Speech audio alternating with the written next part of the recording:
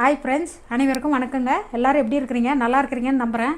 அதே நம்பிக்கையோடு இன்றைக்கி நம்ம சேனலில் செய்ய போகிறது பச்சை அரிசி ஸ்வீட்டுங்க. இது டிஃப்ரெண்ட்டாக வேறு மாதிரி இருக்கும். எப்படி செய்கிறதுன்னு பார்க்கலாம்.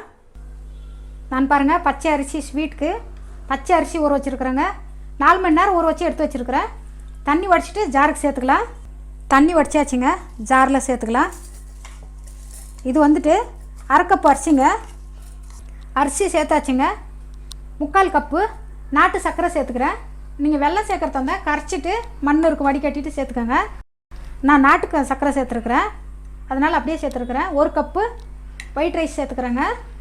1/4 கப்பு துருவன தேங்காய், 2 ஏலக்காய் சேர்த்துக்கிறேங்க. கொஞ்சமாக உப்பு, ஸ்வீட்டுக்கு உப்பு சேர்த்துனுங்கன்னா நல்லாயிருக்குங்க, அதனால் உப்பு சேர்த்துருக்கேன்.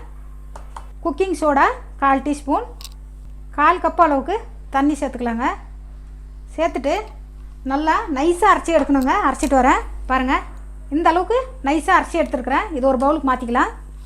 நம்ம பேன் வச்சுட்டோங்க, காஞ்சிடுச்சு. 1 டீஸ்பூன் நெய் சேர்த்துக்கிறேன். நெய் நல்லா கரையிட்டோம். நெய் காஞ்சிடுச்சுங்க. கட் பண்ண தேங்காய் 1 கப்பு சேர்த்துக்கிறேன்.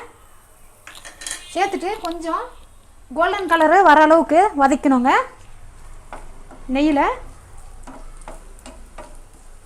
கொஞ்சம் கலர் வரட்டும். தேங்காய் கொஞ்சம் நேரம் நெய்யில் வதக்கிருக்கிறேங்க. 1/4 கப்பு சாம்பார் வெங்காயம் நறுக்குனது சேர்த்துருக்கேன். இது 2 சேர்ந்து கோல்டன் கலரில் வரணுங்க. வதக்கலாம். ஒரு 2 நிமிஷம் ஆகும்.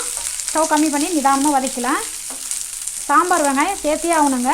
சாம்பார் வெங்காயம் இல்லைன்னா நீங்கள் பெரிய வெங்காயம் கூட நீளமாக நறுக்கி சேர்த்துக்கோங்க. ஆனால் கோல்டன் கலர் வர அளவுக்கு நெய்யில் வதக்கணுங்க. பாருங்கள், இந்த அளவுக்கு கோல்டன் கலர் வந்தால் போதும். ஆஃப் பண்ணிவிட்டு மாவில் சேர்த்துக்கலாம்.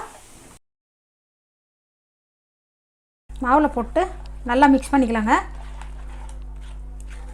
தண்ணி வேண்டாம், கரெக்டாக வந்திருக்கு மாவு.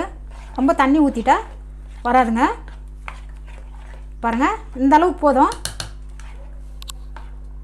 இந்த அளவுக்கு போதுங்க கட்டியாக. இதை எடுத்து 5 நிமிஷம் ஊற வச்சிடலாம். அப்புறமா சுடுறது எப்படின்னு பார்க்கலாம்.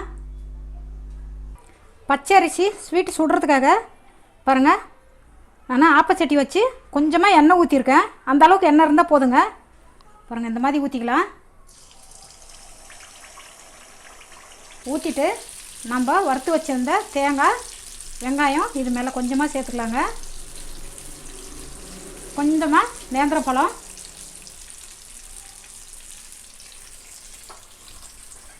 மூடி போட்டு 5 நிமிஷம் ஸ்டவ் கம்மி பண்ணி வேக வச்சுக்கணுங்க. மூடி திறந்து பார்க்கலாங்க. பாருங்கள், எவ்வளோ நல்லா வெந்திருக்குது. ஒரு சைடு வச்சா போதுங்க. நம்ம இப்போது எடுத்துக்கலாம். நல்லா பூ மாதிரி இருக்குங்க. இதே மாதிரி எல்லாத்தையும் சுட்டு எடுத்துக்கலாம். பாருங்கள், நம்மளோட பச்சை அரிசி ஸ்வீட் ரெடி ஆகிடுச்சிங்க. செஞ்சு சாப்பிட்டு பாருங்கள். டிஃப்ரெண்ட் டேஸ்ட்டு, டிஃப்ரெண்ட்டாக இருக்கும்.